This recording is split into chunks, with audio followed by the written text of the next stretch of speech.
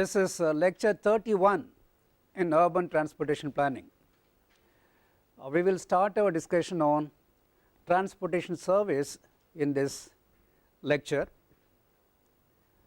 You may recall that we had a detailed discussion on the 4 major analytical steps involved in the transportation planning process, namely trip generation analysis, modal split analysis, trip distribution analysis and route assignment analysis. On completion of the 4 analytical steps, now we are clear about the variables involved in the analysis process at each stage in each of the 4 steps, right. And having known the variables or the influencing factors, we should be in a position now to know what is our data requirement to develop the models that we discussed in the 4 different steps, right. Let us just have a look at the master flow chart that we refer frequently, and you can see on the left hand side we have completed discussion on the subject matter related to all the boxes except the first 2 boxes, land use survey and travel survey. So, collection of information about land use and travel is what we call as transportation surveys, right. So, unless we have this data in hand, we will not be able to do all the analysis that we have been discussing so far, right. And what really is the data requirement for each step is the question. Let us first take trip production models under trip generation analysis. What are the factors that were considered to be influencing trip production? Anybody? Factors influencing trip production.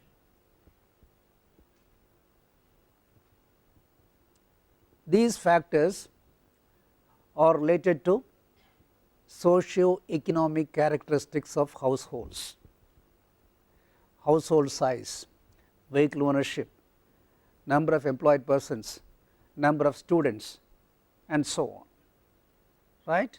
We derived independent variables from these factors, the dependent variable being the number of trips produced by the households, right. So, this implies that we need to collect data with regard to trips made by the households as well as all aspects related to socio-economic characteristics of households. Unless we collect data related to these aspects, we will not be able to develop trip production models, is not it. If you consider trip attraction model, what are the factors that normally influence trip attraction? Any response? All the factors are related to land use characteristics, right. The factors are related to the type and intensity of land use. In that context only, we identified the variables as floor area in retail trade, floor area in manufacturing and wholesale, right, and so on, as well as number of employment opportunities in manufacturing, wholesale, retail trade, school or college enrollment. All these things were discussed as the independent variables influencing trip attraction, is not it. The dependent variable being the number of trips attracted by each of the traffic zones, right. This implies again we need to collect all this information through transportation surveys. different types of land uses, their extent, intensity and so on, as well as trip attraction zone wise, covering the whole of the urban area, right. So, this is the data requirement with regard to trip generation analysis. Then in mode choice analysis, we understood that the factors influencing mode choice of travelers are related to the socio-economic characteristics of travelers and the characteristics of transportation system, right, technical and level of service characteristics of transportation system. So, we derived independent variables influencing mode choice related to socio-economic characteristics of travelers and characteristics of transportation system, right. Socio-economic characteristics again related to individuals' income, right, age, sex, right, and the nature of work like students or employed person and so on. And transport system characteristics are mainly related to travel time, travel cost, right, if possible comfort, convenience, level of safety and so on. Again this implies that we need to collect information on all these factors through transportation surveys, isn't it. So, that is why I prefer to discuss the analytical aspects first before taking up transportation surveys, so that we know really what we want, right. Then trip distribution analysis. We know that the factors that influence trip distribution are mainly Pi, Aj and Dij expressed in terms of travel time normally, right. So, we would have collected this information while collecting data for the previous step. In fact, there is no exclusive data needed for trip distribution analysis, because the data already collected for the previous step can be made use of for trip distribution analysis. The only additional information that you need if you want to make use of is zone to zone spatial separation expressed either in terms of distance or in terms of travel time, okay, for different modes of travel, right. Then finally route assignment analysis. What is the data requirement for route assignment analysis?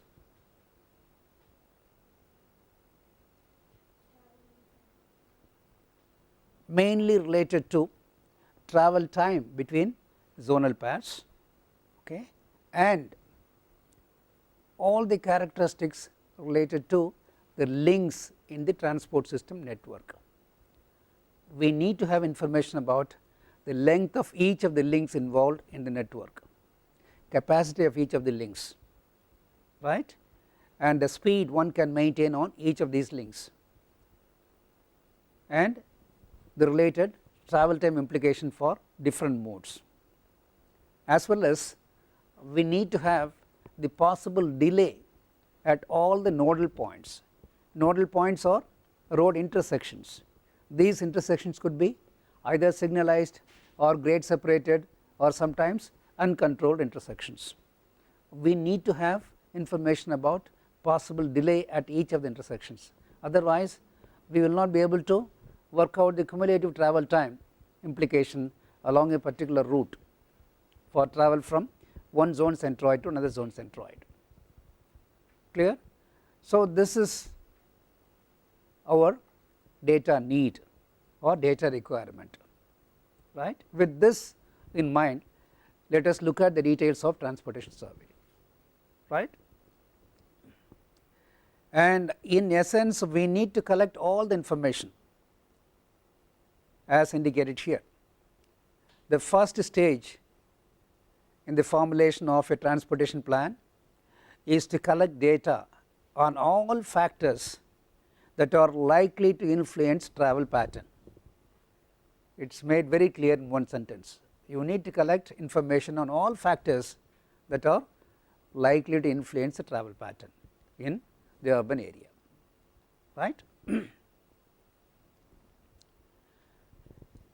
The data collection work involves a number of surveys so as to have, or at the end of the survey you must have these three inventories. Number 1, an inventory of existing travel pattern. You should know how people are traveling. What do you understand by travel pattern? Travel pattern means getting information about characteristics of each and every trip made in an urban area. What are the trip characteristics? If you take a single trip, the related characteristics are trip origin, trip destination, right, trip purpose, mode used for travel, exact time of start, exact time of finish. These are all trip characteristics. Unless you have this information, you will not be able to get a clear picture of the travel pattern in the whole of the area, right. So, that is what is meant by this single sentence, an inventory of existing travel pattern. Even though it is just one sentence, it is heavily loaded sentence. It implies collection of a lot of information. Okay. Then an inventory of existing transport facilities. What do you understand by existing transport facilities? As I used to mention quite often, transport system facilities include all the 4 major components, starting from the way, the vehicle, the terminal and the control, right. All information related to these components ought to be collected in respect of all the modes of transportation, clear. And third, an inventory of existing land use and economic activities. There are 2 aspects here. Inventory of the existing land use. Inventory means identification of the type of the land use and then intensity of usage of that particular land use, right. And then economic characteristics of the urban area at aggregate level, right.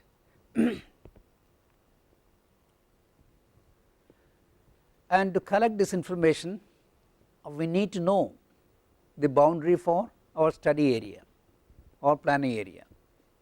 So, we need to define the study area first, clear. The study area for which transportation facilities are being planned is first of all defined clearly, and transportation planning can be at the national level, the regional level or at the urban level.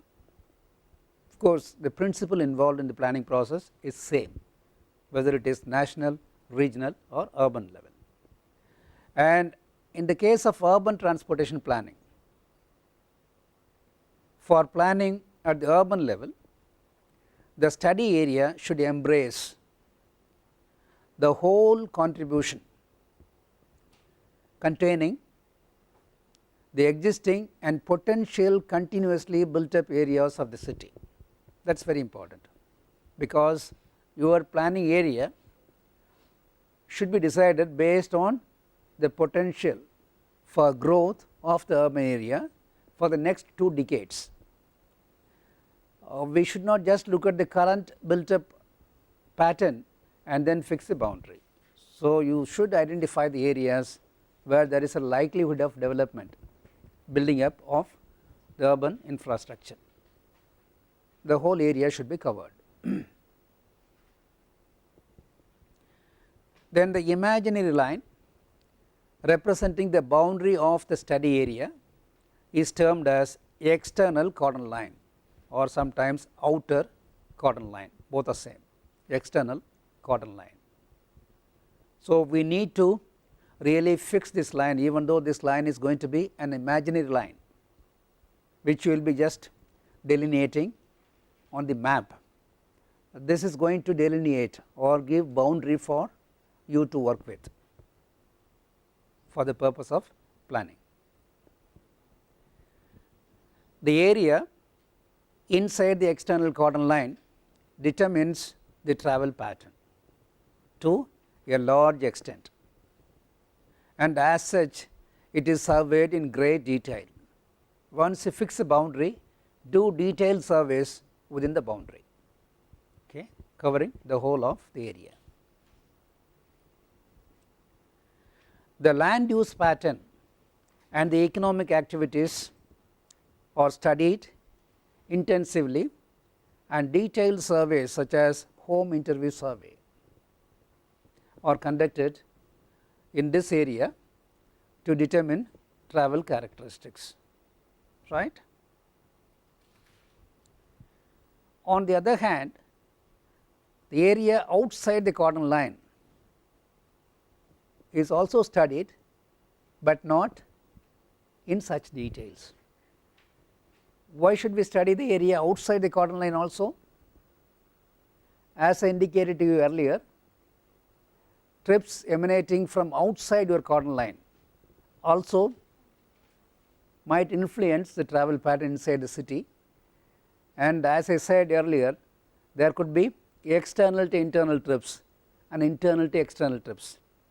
External here means the area outside your external cordon line is termed as external area.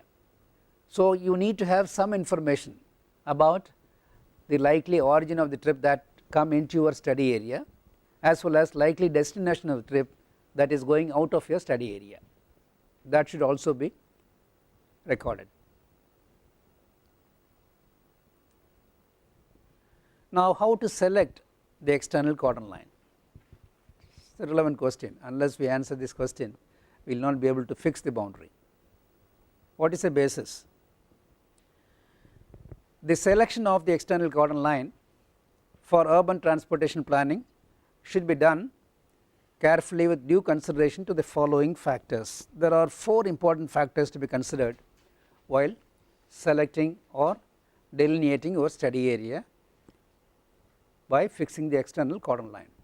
The first point is this: the cordon line should circumscribe all areas which are already built up and those areas which are considered likely to be developed during the planning period. What is the planning period? That 10 years in which we will be doing the. Yeah, it is the time gap between the base year and the horizon year. If you are fixing your horizon year to be 20th year, then planning period is 20 years, 2 decades, right. So, what is said here is that you should not just look at the present development alone, include all the areas which are likely to develop in the future during the planning period, right. And a second important point, the external cordon line should contain all areas of systematic daily life of the people oriented towards the city center and should in effect be the commuter shed, right. It should include all areas that contribute for the systematic daily life of an urban area.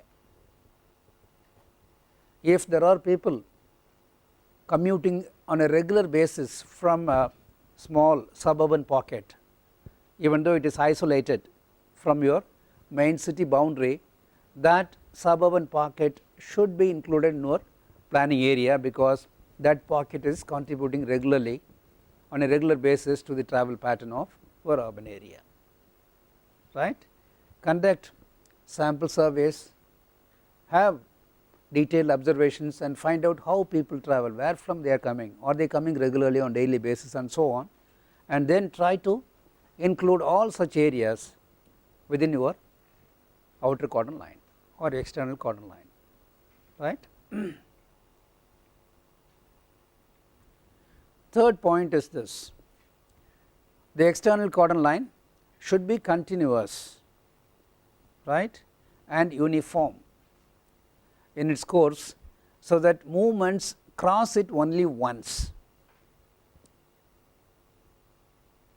movements along the radiating roads should cross the external cordon line only at one location.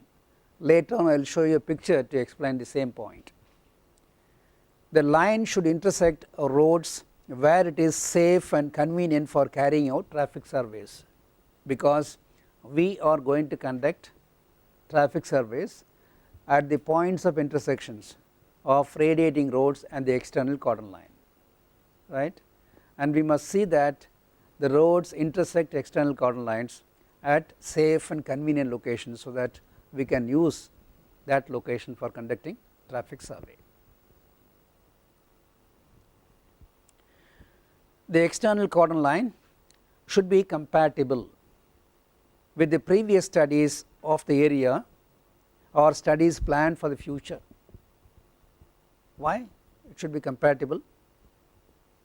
What do you understand by compatibility here?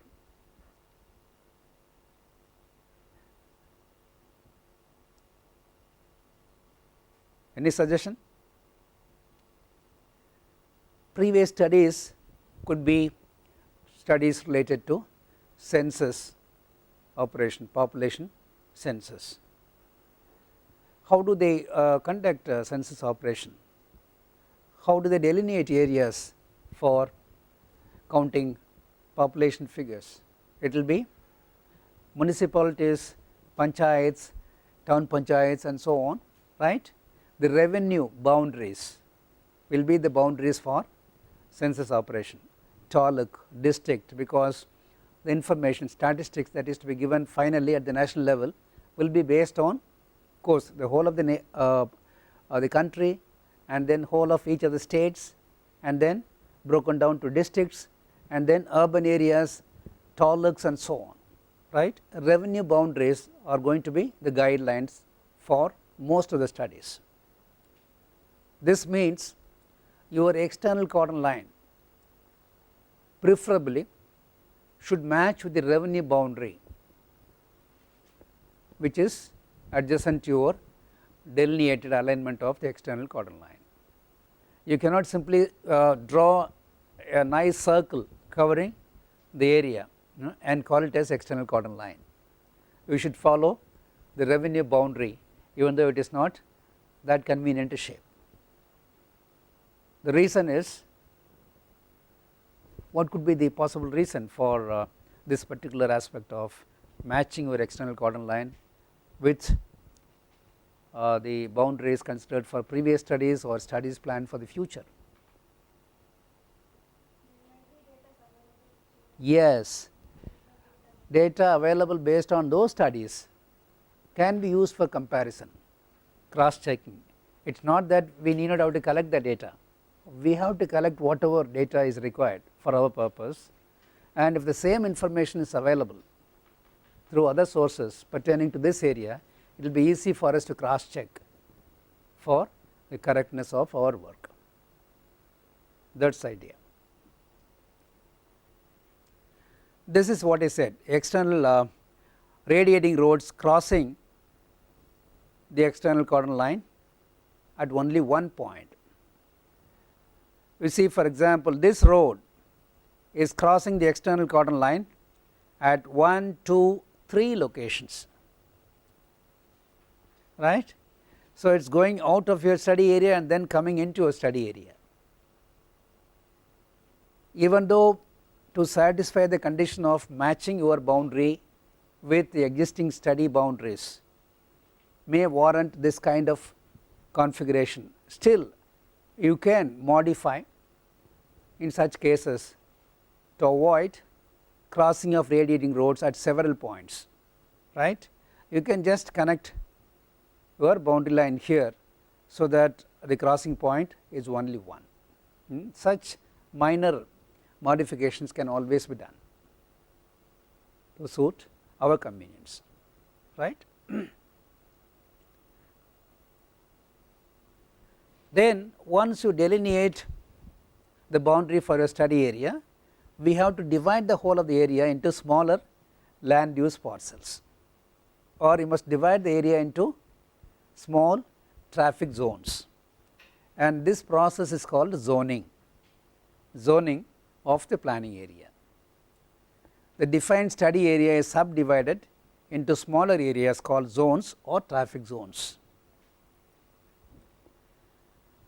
The purpose of such a subdivision is to facilitate the spatial quantification of land use, and economic factors. What do you understand by spatial quantification of land use and economic factors?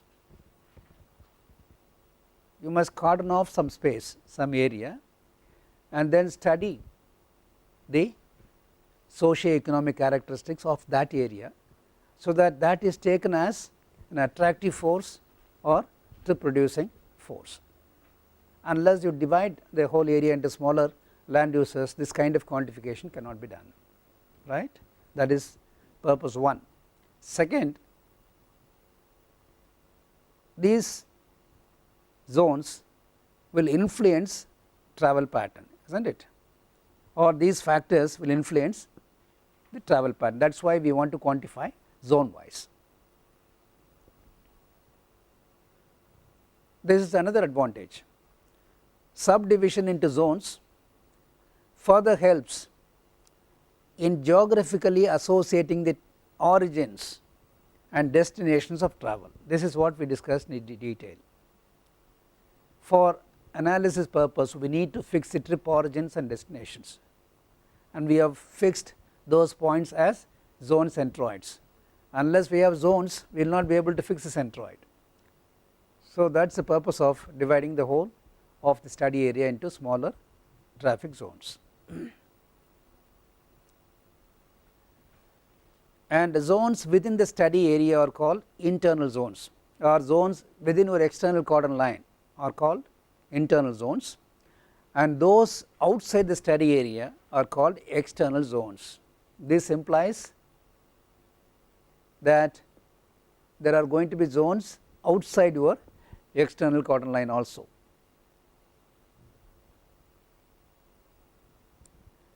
In large study projects, it is convenient to divide the study area into sectors first, which are subdivided into zones. You may end up with hundreds of traffic zones in an urban area if the area is larger. Instead of simply dividing the whole of the area into smaller land use parcels, namely traffic zones starting from one end, you first broadly divide this area on some basis into say 9 or 10 divisions, which are named as sectors. Then divide each sector into traffic zones. That will be more convenient, and later on I will show you how division of the urban area into sectors is very convenient to handle the data. Zones can themselves be subdivided into subzones if necessary, right, depending upon the type of land use.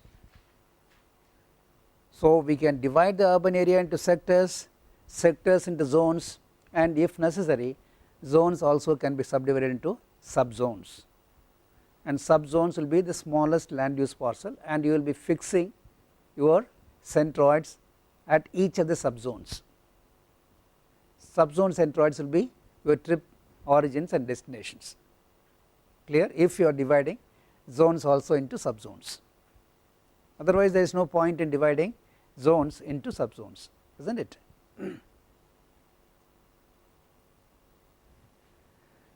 A convenient system of coding of the zones will be useful for the study, obviously. One such system is to divide the study area into 9 sectors first. Divide the study area into 9 sectors, numbering the sectors starting from 0 to 8, okay, within the external cordon line, and number 9 is reserved for the space outside the external cordon line.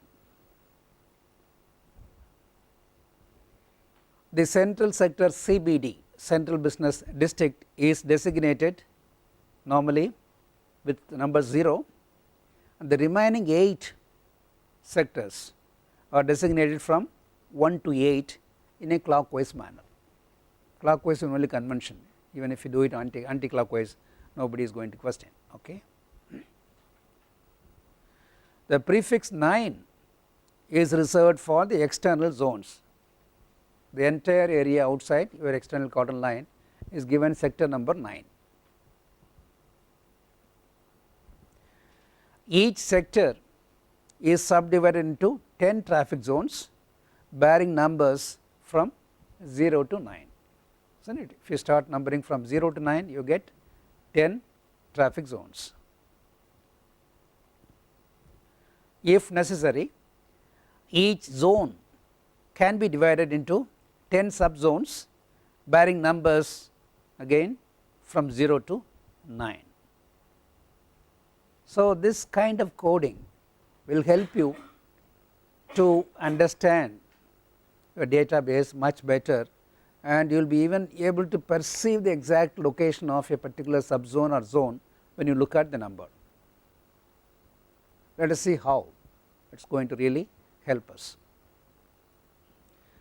Let us say this is your study area, yellow colored one, planning area considered for the planning purpose. Let us say this is the outer cordon line. You have identified the outer cordon line based on the 4 factors that we have discussed, and there could be a railway line crisscrossing the urban area, there could be a highway and a river crossing the urban area and more roads, right. And of course, CBD is shown here in this particular case. Now, as we discussed, we divide the urban area first into sectors. So, sector number for CBD is 0. What is the boundary for sector 0? You can see boundary line is well defined. There is a major road here, another major road this part, and then railway line. Okay. There are clear cut man made barriers in this case defining the sector boundary, right. Then give numbers for the other sectors, sectors 1, 2, 3, 4, 5, 6, 7 and 8. Just we have numbered in the clockwise direction starting from 1 and ended with number 8. Please note that sectors are not equally dividing the urban area in terms of area or things like that. Sector division is mainly for our convenience. If we know that a particular zone is from sector number 3 or 4, we can immediately perceive its geographic location. That is the advantage of dividing the urban area into sectors. And the basis is the available boundaries. Sector 1, for example, has the outer cordon line, external cordon line partly as its boundary, then the river, railway line, road and road. Sector 2 has its boundary as outer cordon line, river and railway line. It is a small sector, but still it is a separate piece of land, right, divided by river and a railway line. It is better to consider that as a separate sector, right. So, this is how we need to divide the urban area into different sectors, and as I said, number 9, sector number 9 is to indicate any area outside your external cordon line, anywhere around your external cordon line as sector code number 9. Clear? Now, just I am showing division of one sector into traffic zones. Sector 3 is divided into different traffic zones. Please look at the zone numbers. The first place indicates the sector number and second place indicates the zone number. So, when I say the zone number is 39, it automatically indicates that the zone lies in sector 3 first, and then within sector 3 this is zone number 9, clear.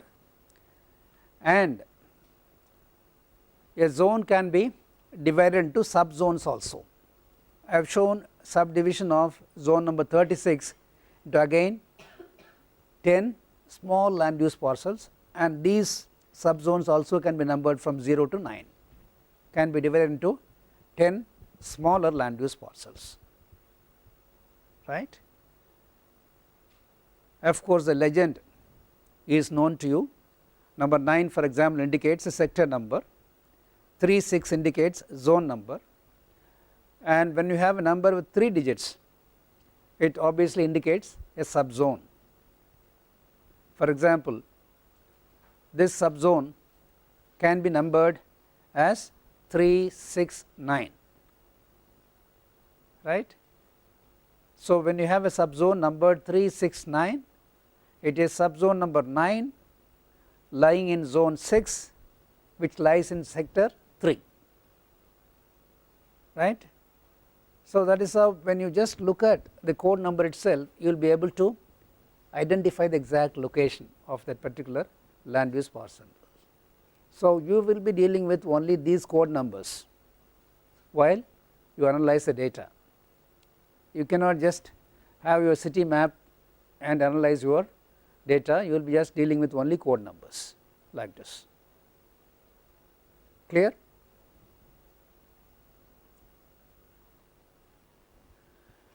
And it would be helpful if the following points are kept in view when dividing the area into traffic zones. There are guidelines available to divide the urban area into traffic zones. First, the zones should have a homogeneous land use so as to reflect accurately the associated trip making behavior. It is a very important factor. Why should we have homogeneous land use? As you may recall, we have different types of land uses in urban areas, starting from residential, right, industrial, institutional, recreational, isn't it. So, as far as possible, if a traffic zone has a particular type of land use, then the trip making behavior can be understood or explained very easily. If a zone contains only households, residential area, then it is going to be a trip production point, trip producing zone. So, that is how as far as possible see that there is only a kind of homogeneous land use in traffic zones.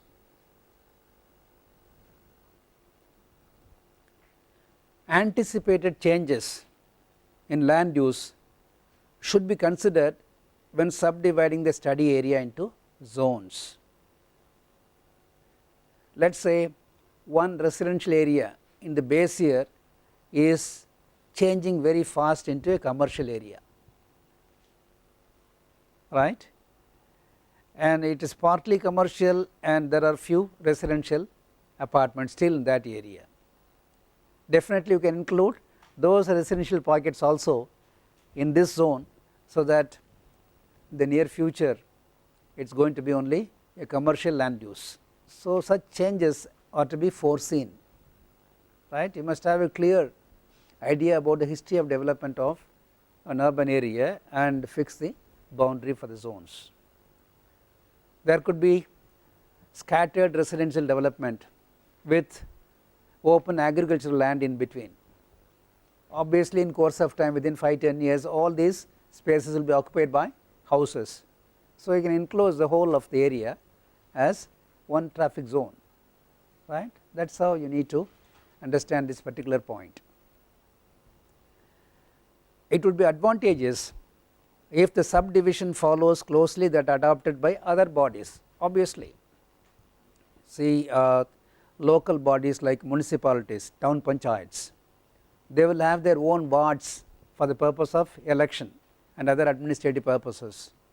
As far as possible, fix your zone boundaries also to match with those boundaries, so that you will have another secondary data source for checking your data that you collect in respect of each of the traffic zones.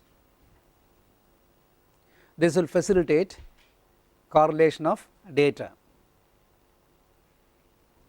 Fourth, the zones should not be too large to cause considerable errors in data. As I indicated to you some time back, if it is too large, then it will be erroneous while you do the analysis. It should be of reasonable size. At the same time, they should not be too small either to cause difficulty in handling and analyzing the data. So you should not be too ambitious and divide your urban area into 10,000 traffic zones. Okay, you will be unnecessarily troubling yourself for no net advantage. Okay, you have to be careful.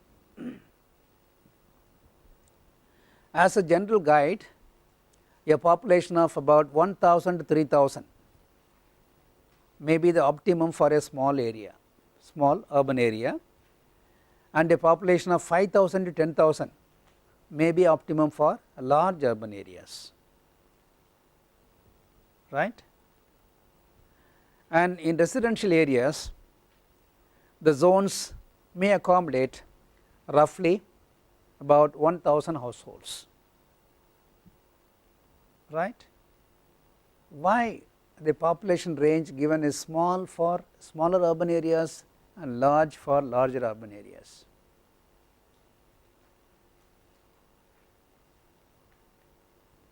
Any suggestion?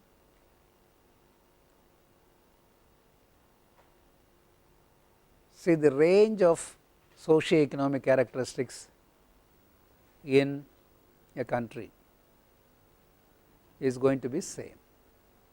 As I indicated to you earlier, if you consider income range in our country, it varies between say about 2,000 rupees to 60,000-70,000 rupees per month, is not it. That variation is going to exist everywhere, whether the town or city that you consider is small or big, that range is same, right. To capture that range in a smaller urban area, you must divide the area into number of smaller land use parcels, so that you do not miss out any information within that range. Whereas in larger areas, even if the number of people covered is more, still you will be able to capture the range, because the population, total population is huge, right. So that is how 1,000 to 3,000 for smaller areas and 5,000, 10,000 for large urban areas. The zones should preferably have regular geometric form. It normally in practice never happens. You may not come across very regular geometric forms. It is just given as one point. Wherever possible, you can look for such geometric forms for easily determining the centroid, which represents the origin and destination of travel, as you know. The sectors should represent the catchment of trips generated on a primary route. What do you understand by catchment of trips? What do you understand by catchment area for a water body? Yes, the area where from water flows into the water body. Similarly, if you have an arterial road, if lot of commuters just converge towards that arterial road for commuting from the adjoining area, then the adjoining area becomes a commuter shed for this particular road. What is mentioned here is this sectors should represent the catchment of trips generated on a primary route. Once you have a sector boundaries as major roads and railway lines, obviously the sectors will be the catchment area, right.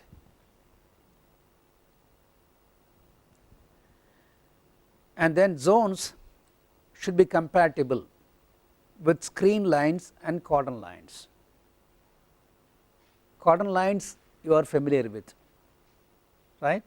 When you are dividing your area into zones, the zones which are adjacent to your cordon line will have partly the cordon line itself to serve as zone boundary, right. So, you should not just try to have another boundary for a zone when it is abutting the external cordon line, right. Take the cordon line itself as part of your zone boundary, that is what is mentioned here. And screen lines will be shown to you shortly. I will show you pictorially what is really meant by screen lines. You are familiar with this picture, right, and these are screen lines. I have shown the railway track and river as screen lines. What is a screen and what is then a screen line? Screens will have specified size of openings at specified locations. It will be made as per the design. Similarly, if you have barriers with specified openings at fixed locations for the traffic to flow through, such barriers are called screen lines. The alignment of a railway track serves as a screen line because road vehicles cannot cross railway track at every point. They should pass through fixed locations, either level crossing or underpass or overpass. Similarly, if there is a river, there will be bridges providing opening for the traffic to cross at fixed intervals, like openings on a screen, right. So, that is how these barriers where there are fixed locations for traffic to pass through are termed as screen lines.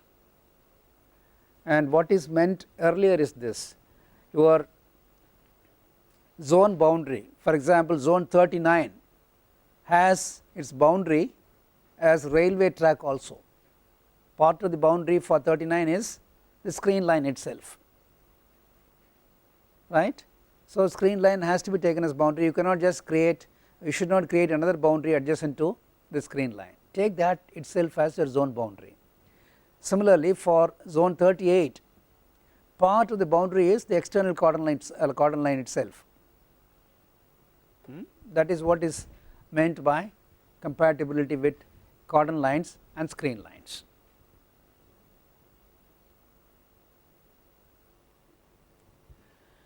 Zone boundaries should preferably be watersheds of trip making. Earlier we talked about commuter shed, now it is watershed of trip making. Watershed is nothing but a water course collecting water from the catchment area, right. Zone boundaries should preferably be watersheds of trip making. That means the boundaries should preferably be either a road or a railway line, then it will be shed, watershed of trip making, isn't it. Natural or physical barriers such as canals, rivers, etc. can form convenient zone boundaries, as we have seen. In addition to the external cordon lines, there may be a number of internal cordon lines also, arranged as concentric rings to check the accuracy of survey, right. See, when you have an external cordon line, we are going to differentiate trips made within the cordon line as well as trips made crossing the cordon line from one side to another side. And if you want to have a cross checking of a data within your study area, you have more cordon lines within the external cordon line. one or two more cordon lines in approximately concentric ring form. So that you have 2-3 concentric rings, and it is possible for you to study the flow pattern of traffic crossing each of your rings. Okay. Wherever necessary, you can have more cordon lines also in addition to external cordon line. The purpose is to check the accuracy of the survey data. Screen lines running through the study area are also established to check the accuracy of data collected from home interview survey, right. You know what are screen lines now, and let us say a railway line is dividing your study area into two halves. Then if there are say 5 crossings across the railway line and the whole stretch, if you count the traffic at all the 5 locations, you can get clear information about the crossing traffic from one half of a city to the other half. You would have already collected information on each portion as well as for the whole of the city. So this cross checking will facilitate to understand or to identify possible errors in your data set. That is the purpose of making use of this kind of screen lines also to cross check your data. Screen lines can be conveniently located along physical or natural barriers, as we discussed earlier, having a few crossing points like canals, railway lines and so on. Examples of such barriers are railway lines, canals, etc. Clear? Let us look at how the external cordon line and internal cordon line was fixed for the city about which you are familiar now, Tiruchirappalli city. Can you identify the external cordon line for this city? The outer boundary, obviously. This is the external cordon line, and the internal cordon line was also fixed, and this was nothing but the municipal boundary of the combined area of the three municipal towns. This was the internal cordon line, and as you may recall, this urban area has got 3 municipal towns, one Srirangam, other one Golden Rock, and the rest of the area is Tiruchirappalli municipality. Clear? So this is how you need to understand fixing of external and internal cordon lines. It is very clear, internal cordon line also follows an administrative boundary, it is a municipal boundary, and the external cordon line is fixed again following the adjoining panchayat boundaries, which are revenue boundaries. You can see the shape configuration of the external cordon line, it is not very smooth, okay, quite odd, because we are just trying to match the boundary lines already followed for other studies. Clear? We will stop here and to summarize what we have seen today, we started our discussion on transportation surveys.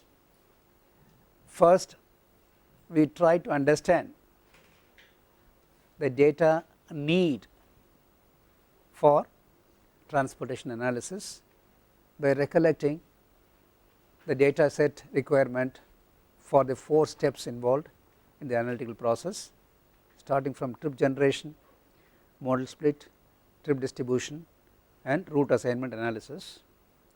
Then we discussed about delineating the study area using external cordon line, and we know now that there are guidelines available for fixing external cordon line, and the area enclosed by external cordon line is studied in detail to get information about the travel pattern and the related socio-economic characteristics.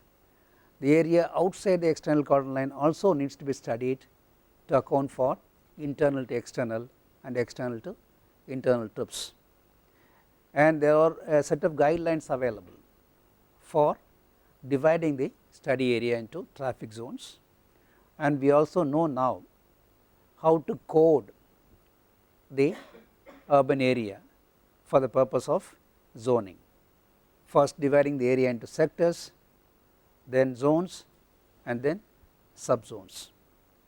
And finally, we have seen an example in respect of fixing the external cordon line as well as internal cordon line in respect of the Tiruchirappalli city.